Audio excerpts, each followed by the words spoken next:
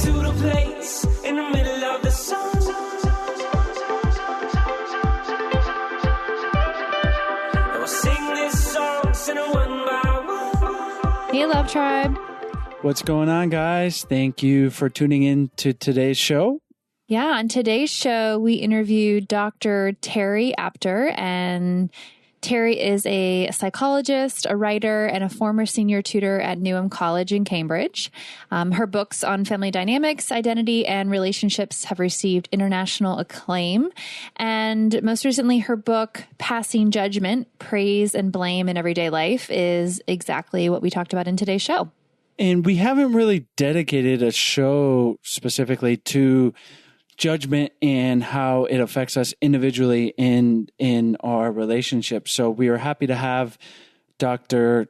Apter on the show to dive into this topic. And some of the things might surprise you in understanding that it's okay to have judgment in our lives, but we need to understand how it affects us and be sure that we are not really letting it rule our lives. And that also ties into praise and blame.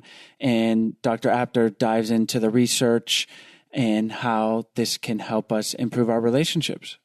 And one of the biggest takeaways from this episode that I love, and it's actually one thing we've talked about in the show before, is making sure that you give 5 praises to your partner for every 1 negative blame or negative statement that you do, because that really counteracts, and it's really necessary to have a thriving relationship to find that balance. So I love that she mentioned that because it is so important. That's a great point, Sarah. Well, thank you. Thank you for that praise. I was being a bit sarcastic there, which is also important. The praise, thank you for that point. I'm not being sarcastic, but as Dr. Apter explains, it's important that the praise is not for ourselves individually, and it's actually something authentic, that the person values. So check that out and ignore my lame jokes in the pre-show.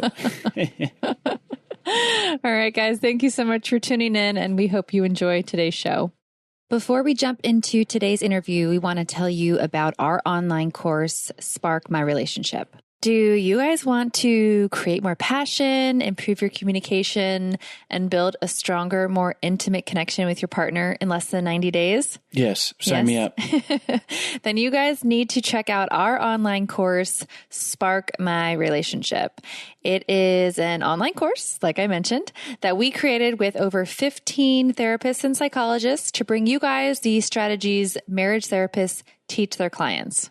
We talk about it on the show. Relationships take work. Sometimes they function pretty easily and you coast along, but we've found the reality is you have to do work sometimes and to make them better, to change them so that they're more satisfying for both partners. And you've made it here. You've made it to listening to our show. So you guys probably already know that a little bit, but what you might not know are the specific tools and exercises that you need to create those lasting and positive improvements in your relationship. And like Chase said, change does not happen on its own. It takes hard work. And that's why we created the course. Spark My Relationship is designed to infuse your life and relationship with fresh passion, skills, and wisdom. And it's a self-paced journey that's perfect for turning up the heat, having some fun together, and revolutionizing your intimacy and communication. And just some tools and strategies that the course includes is how to eliminate unhelpful old habits, develop mindful awareness to help improve your stress management, learn healthy and successful communication tools, create a deeper and more intimate bond, and strengthen your couple microculture, which you will find out what that is, in the future together. So for our listeners only, we're offering a special of $100 off the course. Visit sparkmyrelationship.com/unlock to unlock your discount. And there is a 30-day money-back guarantee. So there really is no reason to not give it a try. So go to sparkmyrelationship.com/unlock for $100 off.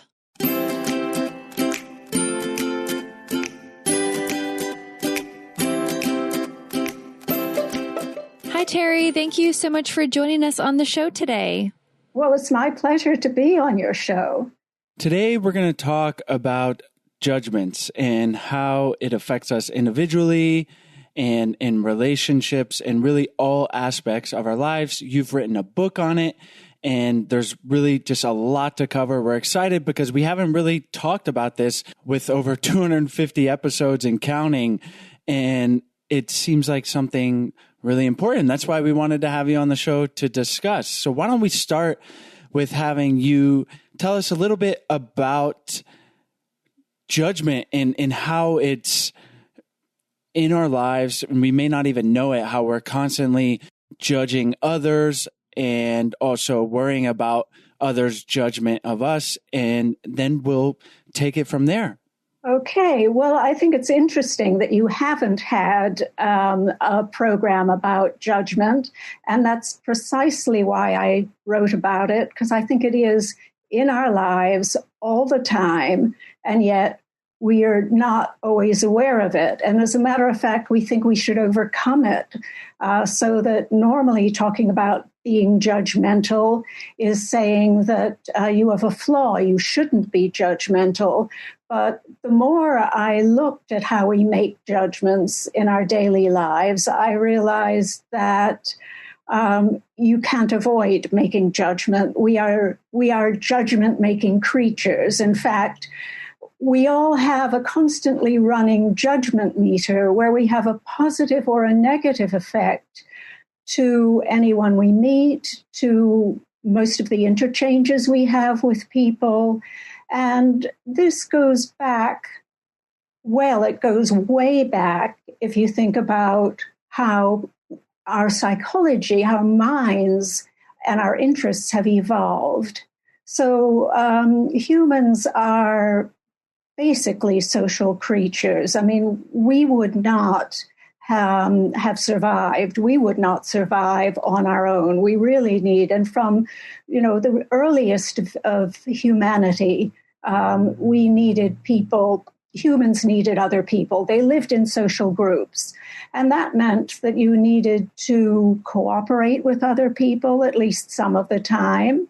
You needed to help people at least some of the time. And to do that, you also had to teach younger people the rules of the game. How can you ensure that you're included in this group? How do you have to behave? And whom do you trust? And whom should you avoid? That's a big thingy. That's, very, very basic to survival. If we're living together, whom do I trust and who should I avoid? And so that's the very elemental, basic form of judgment. And because we're so dependent on other people, we need to be accepted by them, and we need to read their responses to us. We need to know whether they're accepting us, whether they're disapproving of us. And, though we don't have to blindly follow them for their approval, or, sometimes we can take on their disapproval, but we have to know where it lies. And the great psychologist William James said, I would not have been alive today had I not learned how to read the approval or disapproval in the faces of other people. This is very basic. We're always looking at other people and not only assessing them in terms of how we judge them, but also keeping an eye out for how they judge us. And so that's, as it were, the evolutionary story. It's very important to us. In fact, the large human brain is large partly because so much of it is a social brain computing what other people are doing and how this affects me. But if you look at our individual lives, we're born into relationships of love and care. And one of the first things the infant notices is whether a parent is engaged with the infant, looking at the infant with warm curiosity, saying, I want to get to know who you are. I think you're wonderful. We as infants really need this, and it floods the infant brain with all sorts of warming chemicals, and they don't only make the infant feel good and safe, they also help that brain to grow. And in infants where you don't have that warm, embracing, praise-like attention, they feel very stressed. And with stress hormones in the brain, you get a much more rigid brain. It doesn't grow. You don't get that proliferation of neural connections. It's a great disadvantage. And of course, parents are always using praise and blame, judgment, as a teaching tool. And the psychologist Chaim Gino, who was working in the 1960s, said, praise is a potent medicine. It's much more powerful than any kind of blame, any kind of scolding. So you should use praise. But, he warned, like any medicine, it has to come with warnings about allergies and dosage and how you do it, because it can be misused. And if you look at the whole history of parenting philosophy, it's really based on how do you praise and how do you blame a child.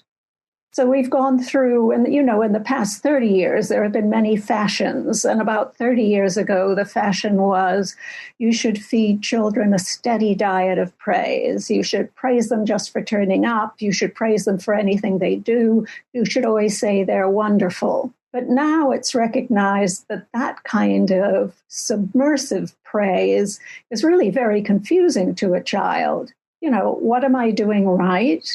What happens if I don't do something right? And they're working at it all the time to see what it is that's being praised, and it's very confusing. It's also been found that if you tell a kid, oh, you're great, you're smart, you can do anything, that the child can feel more worried about taking on challenges than if you just praise the child for work well done. And you point out that work well done means you have to work at it, you have to persevere. It's not always going to be easy. So that's where we are now in changing fashions or changing evidence about the power of praise in children.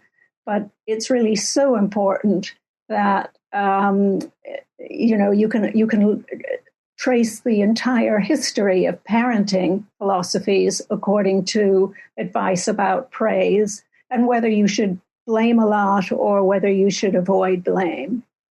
So there is a lot to unpack with judgment, ranging from, as you're describing, like how we feel it in childhood, and then obviously bring that into our adult relationships. So let's zero in on adult relationships and try to understand how our judgments affect our relationships and how we can think about that. I think it was important that you mentioned that we are social creatures, and there's this cliche of like, don't judge, or I'm not going to judge you. So maybe you can start with talking about that, and then in relation to our intimate relationships, and how we can ask ourselves maybe if we're being too judgmental, and how we can navigate that.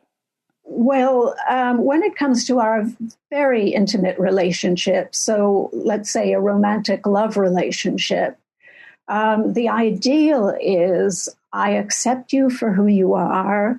I love you unconditionally, and I would never judge you. That's the ideal. But the fact is that the closer we are to someone, the more we judge them. There's a much wider range of judgment. So I don't just care whether they're good, upstanding citizens, whether they pay their bills on time, whether they're reliable. I care about, are they listening to me? Are they listening enough? Do they get me? Are they thoughtful? Are they helpful? Are they, are they making me ashamed of, are they embarrassing me, I guess? Worrying about shame sort of comes much later and is a very hot topic. But so it's a myth that you will not judge someone who is close to you. In fact, the closer you are, the more you'll be judging them. And of course, the more you care about their judgment of you. And when you look at couples, which I did for this book, then a lot of conversation that would in most contexts seem neutral could, between couples, be packed with judgment. So I see the kitchen tap is now working. It's no longer leaking. Now that could be praise. Oh, you've sorted it out. Thank you so much. I can rely on you. You've really helped me. I'm relieved about that. That's very nice. On the other hand, it could mean, well, finally you've done it. I've been on at you for so long. You've taken a really long time, and it was just a little thing, and now it's finally done. Well, great. But there's all of these other things to do that I can't really rely on you to do. Now, couples will pick up on the packed meaning of such a little statement, such as, the tap's no longer leaking. And whether they see it as praise or whether they see it as blame will be very clear in the follow-up conversations, because blame, within a couple really raises the emotional temperature. And it will be very difficult for the talk to flow. There may be counter accusations, there may be sulks. But with praise, it just oils the wheels, and there's usually reciprocal praise and showing of appreciation. So that view that you're not judging someone because you're very close to them is just a myth. I mean, you may love them unconditionally in the sense that you're not going to stop feeling attached to them. You're not going to stop caring about them. But frankly, it's never unconditional. And I mean that also in terms of parents and children, because, children care enormously about whether their parents are proud of them, whether their parents are okay with them. And they may know that a parent isn't actually going to leave them or abandon them, but that doesn't stave off that awful, primitive terror of being disapproved of by a parent. And we take that into a marriage. I love you unconditionally. Well, maybe I'll always be attached to you. I'll always care for you. But that doesn't mean, that I'm going to have that warm approval that we think of as an essential part of a comfortable love. Let's take a minute to tell you about today's sponsors. BetterHelp connects you with a professional counselor from the comfort of your home. You can schedule weekly video or phone sessions, all without ever having to leave your house. It's super convenient and helpful using BetterHelp. And once you use the service, it'll be super easy to know why so many people are using BetterHelp. BetterHelp is growing so much that they've actually had to start recruiting additional counselors in all 50 states. And it's not self-help. It is professional counseling. And it's one of the best ways to improve your relationship, reach your goals, and really just improve your overall mental health. If you're not happy with your counselor for any reason, you can request a new one at any time for no additional charge. BetterHelp is secure, convenient, and professional. We want you to start living a happier life today. As a listener, you'll get 10% off your first month by visiting betterhelp.com/IDO. Join over 1 million people taking charge of their mental health. Again, that's BetterHelp, HELP.com/IDO. Today's episode is also brought to you by Trivia Star. Do you enjoy challenging yourself with trivia? If you're the one that always knows a trivia answer, now you can test your knowledge with Trivia Star. Trivia Star is a free mobile quiz game that's been entertaining and super challenging to play. You can choose from categories like music, sports, movie, TV, animals, and celebrities. There are over 60 different categories to choose from, so there's always more category to explore. My favorite category is music. You guys know I'm a music lover, so I love exploring that category and really learning a lot from all the different trivia questions that I don't know the answers to. And the questions get harder over time. But if you get stuck, don't worry. You can use coins and gems to get a hint and beat the level. And yeah, I'm still using a lot of those coins to get hints. Makes me feel good and be able to beat the level. And Trivia Star has over 2,000 5-star reviews in the Apple Store. So a lot of people are loving it out there.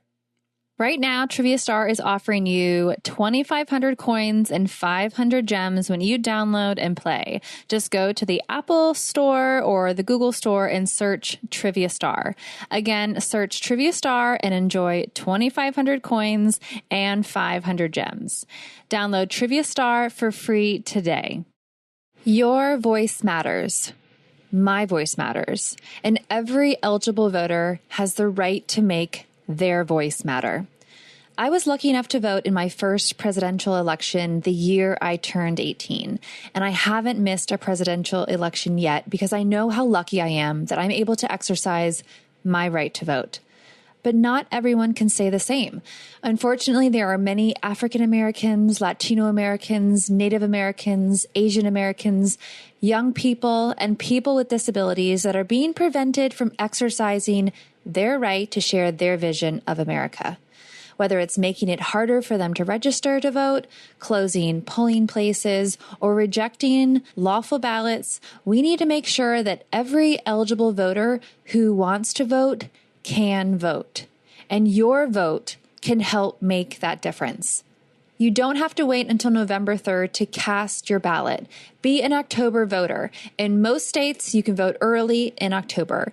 Request your mail ballot, return your completed ballot in the mail or in person, or vote early at an early voting location. There's no time to waste. Treat every day like Election Day to make sure all voices are heard. Make a plan to vote. Be an October voter. Visit andstillivote.org to join the fight for voting rights today. Again, that's andstillivote.org to join the fight for voting rights today. Paid for by the Leadership Conference Education Fund. How would somebody change that? I mean, I would assume that although you said judgments are natural human characteristics, if that was me and I was giving a judgmental response to Chase, right, I would want to change that. I wouldn't want to give that type of response and instead change the way I'm speaking to him to be more in a praising sense. So how can somebody become aware of that and start to change the way that they're responding to their partner? Okay, well, first of all, we have to accept that praise is a judgment just like blame is. You know, when you're praising someone, you're making a judgment. It's a positive judgment, but it's still a judgment. So your brain is still making a judgment. And I would say, no, you're not going to switch off that judgment meter. You know, you have a huge amount invested in the relationship going well. Preserve that and support it, but not by shutting off the judgment meter. Just be more aware of what is happening and how you do it well. So, one way you do it well is that, let me start with the negative. One way you do it well is by noticing how not to blame someone, how not to find fault. And the first thing is that when something's going wrong, when something's bothering you, don't globalize it. Focus on the specific thing at fault. You've been pretty slow about calling the plumber.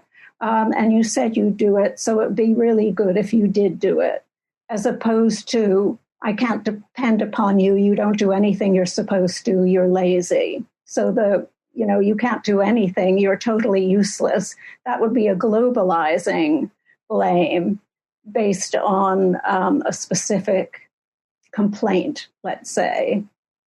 Sometimes couples have a problem, and instead of focusing on the problem, like, the car insurance has run out, what are we going to do about it? They point a finger at one another and say, it's your fault. You aren't doing this. And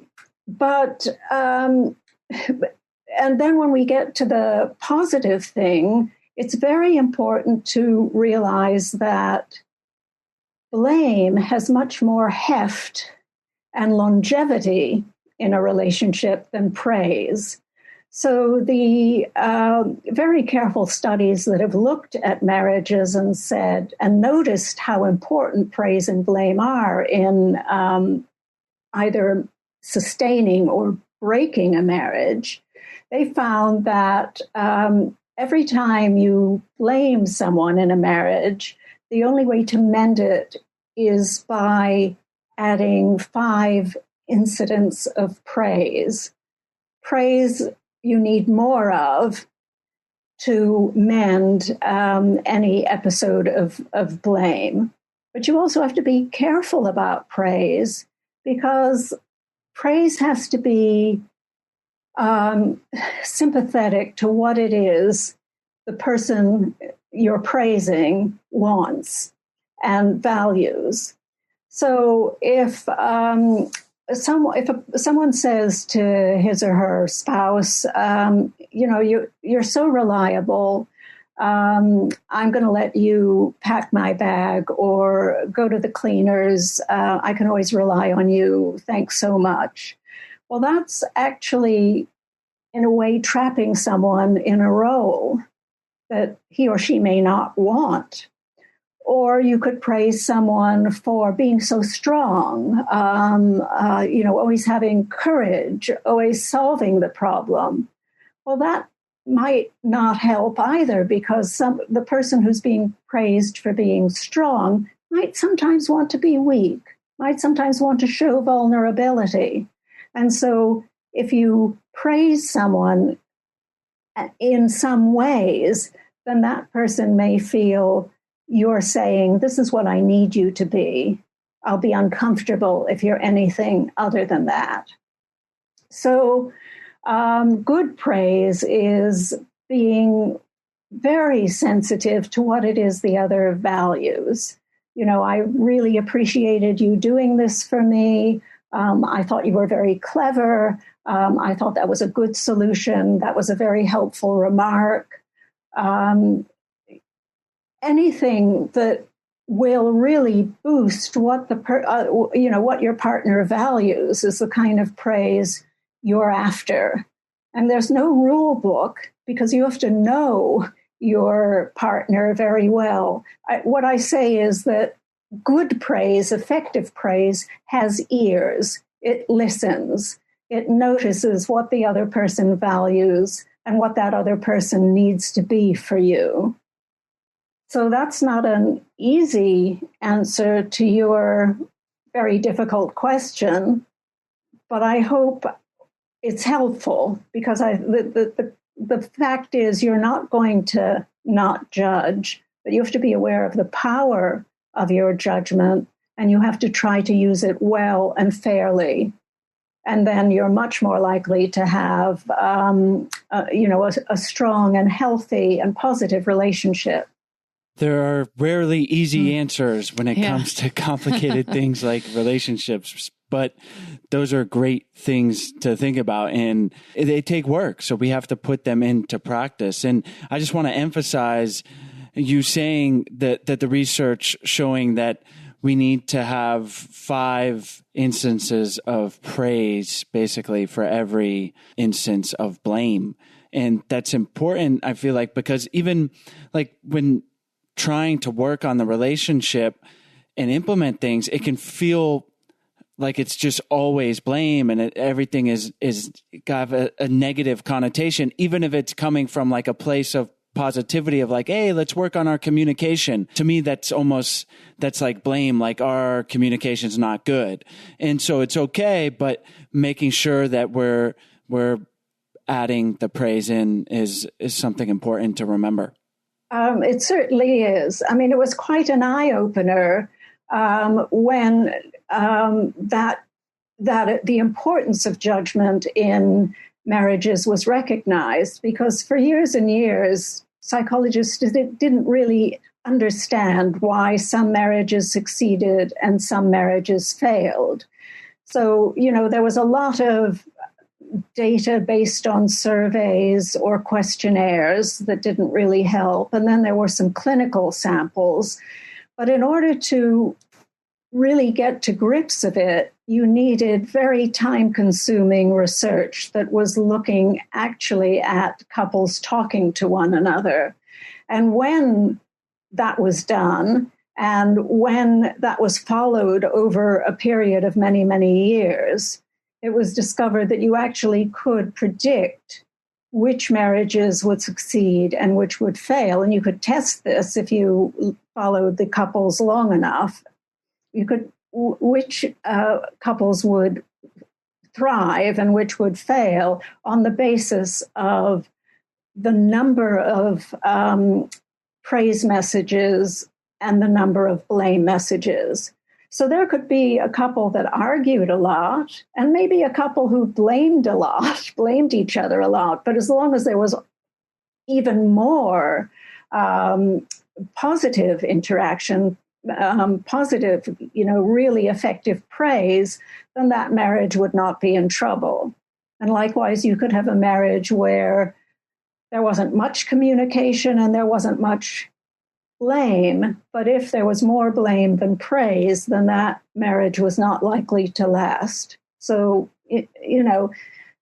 what we know about judgment really needs to be taken into account in how to maintain a marriage. Let's talk a little bit about someone who has someone in their life, let's say a partner, and they just feel like that partner is always judging them, like everything they do. And while we're recognizing judgment can be important, obviously it can be toxic. So how can they address the issue of a partner who's always judging them? And then from that judgmental partner's point of view, let's say they're open to changing, how can they think about not being so judgmental? Okay, well, let's start with the second one, the one who, the partner who is judgmental in a negative way but wants to change. And so I think what you start with is saying, you have very high standards, you are very engaged with what your partner is doing, and what are your aims? Are you wanting to improve your partner? Are you wanting to change the partner? And those are a bad sign. That's a bad sign. Either of those would be a bad sign. Do you just want to communicate? Do you really want to communicate and say, this is what I need? In which case, be very specific when if you want to complain about something or say something isn't right or say we should do something different, then be very clear that, be specific, don't globalize. Something is wrong as opposed to you're a mess, you're a failure. The other thing is focus on the problem. How are we going to sort this out as opposed to it's always your fault? Or even worse, you're the one who makes me do this. You're the one who makes me complain. You're the one who makes me judge you. That's a terrible thing. You're saying, I'm a really good person, so I would be reasonable if it weren't for you. That's blame indeed. And so you want to avoid that, and you want to make sure that you're aware of the context in which you, blame someone, or also make sure that you deliver a lot of praise. So, okay, I can't help myself. I'm a little bit of a control freak, and I'm bound to complain about what my spouse does, correct her, or whatever. And but I can take a deep breath and tell her what I appreciate about her and how helpful she is, how I love her and how important she is and how I value her. So I'm going to talk about all those good things too. So that's what the person who himself or herself has a problem in providing too much negative judgment in the marriage. As for the one who's on the receiving end, I think it very much depends. You could think about a range of scenarios.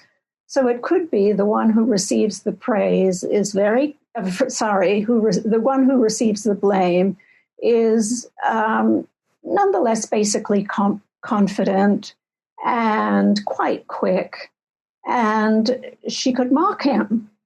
Oh, really? I haven't done anything right today? Or, oh, really? I dropped the keys, so I must be a total klutz?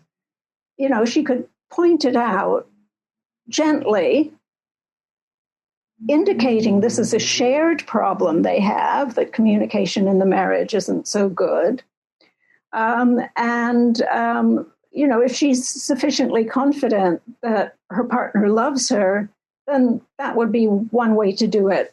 Point out when the blame is being passed on to her. Point it out, but without retaliating or without being defensive. However, if the person who is receiving the blame is a little bit depressed, has a low self-image, maybe even thinks he or she deserves it, then it's a much more difficult thing to do because that person won't stand up for her or his self and will think, I deserve this. I'm feeling awful. The marriage is making me feel awful. The only thing I can do is take this or leave. That's why fixing a relationship needs a lot of time, because you really do need layers and layers of context and, what the history is, what the assumptions are, and what the needs are.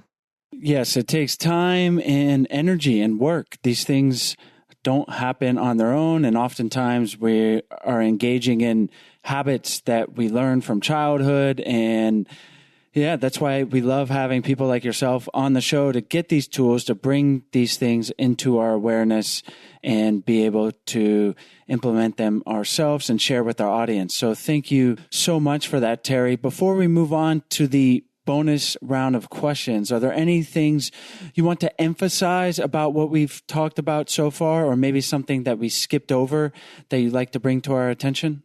Well, I think what you need in a marriage is sort of humility. And it might be better, instead of entering a marriage and saying, I'll never judge you and I'll love you unconditionally, you could say something like, I know that we will judge each other. I know we'll misunderstand each other, but I'll always try to be fair. And I'll always show you that I value you.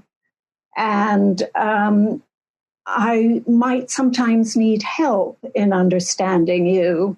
And I might sometimes lose it and say things that I don't mean. But I'll always work hard to, emphasize how much I do value you. I think, that implicit contract in marriage, quite apart from the marriage vows, but that I'll never judge you, should be set aside and something more realistic in its place. That is a beautiful way to frame things. So thank you for that, Terry. We've never heard that recommendation quite like that. So very valuable. Now let's go into our bonus round of questions. What is one actionable daily tip that can help improve a relationship? That praise is important, but you have to be careful with praise because you have to get it right. It has to be sensitive to what the person herself or himself values. So you don't want to praise someone for, being really nice to my mother when what she really wants is to be her own person, something like that. But yeah, praise is important, but it's not easy to get it right. What is one book or resource you would recommend for our listeners? Well, I'm assuming you mean something other than Passing Judgment, which is my book. I would recommend John Gottman's Why Marriages Succeed and Fail. And that's a very good account of the research that went into highlighting the importance of praise versus blame and the magic ratio of 5 instances of praise to any one of blame. What is one piece of advice you'd give to newlyweds or engaged couples on the beginning of a long-term relationship journey? Oh, that's a big one. I would say, look, you're in love. And when you're in love, your body is awash with hormones that shut down all your critical facilities. You just don't look at the other critically now. That's wonderful. And, if you're lucky, quite a lot of that will be sustained throughout the relationship. But don't worry when it isn't. And the most important thing is that when you are able to look critically at the other, focus on the specific things. Don't ever blame the person globally for who he or she is, because that's the most shaming thing there is. There's nothing you can do about it. You can't apologize. If the fault is just because of who you are, then you're stuck. There's nothing you can do. There's no repair back. So that's one thing to avoid. But the most important thing is to show that what you appreciate in that person. And don't be floored, don't be thrown, don't be disillusioned if you're also critical sometimes. And lastly, what advice would you give our single listeners or those who are dating that are searching for love?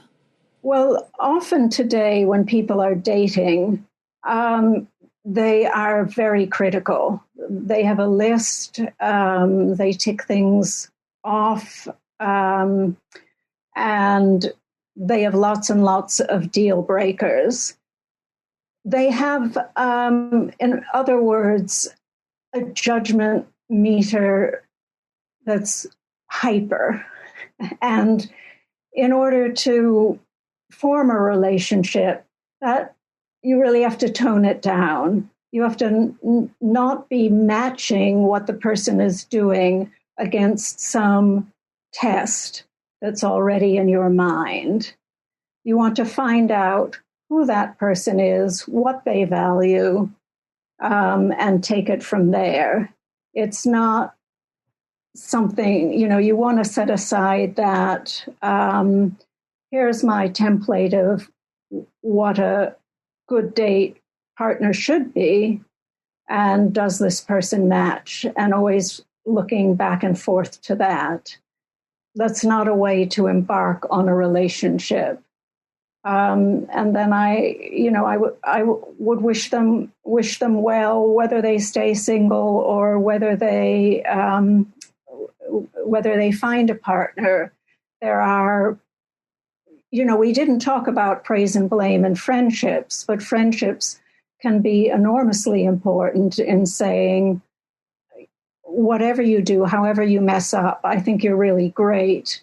And I can see positive things in you, even when other people in the world can't.